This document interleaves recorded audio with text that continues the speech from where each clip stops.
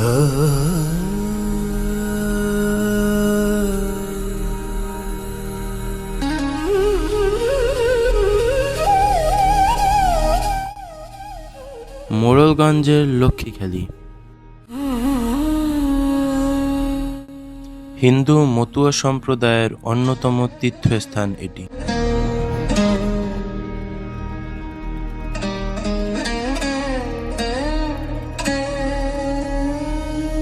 প্রতি বছর ২৭শে চৈত্র মদন একাদশীতে শত বছর ধরে গোপালচাঁদ বারণী স্নান উৎসব ও মতুয়া মেলা হাজারো ভক্তের পদচারণায় মুখরিত হয়ে ওঠে।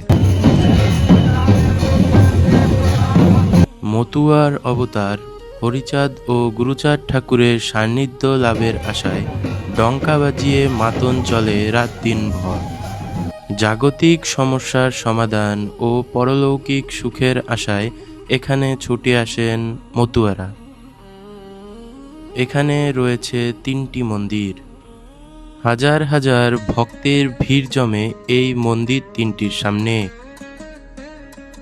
এই মন্দির প্রাঙ্গণেই চলে রাতভর অনুষ্ঠান। দূর দূরান্ত থেকে ছুটে আসে মতুয়ারা এই অনুষ্ঠানে। এই মন্দিরের পাশের মাঠে হয় ৩ দিন ব্যাপী মেলা। এই যে বড় পুকুরটি দেখতে পাচ্ছেন, এটিতে স্নান উৎসব হয়। ভক্তরা এই পবিত্র পুকুরের জলে স্নান করে এবং তাদের সকল পাপ মোচন হয়।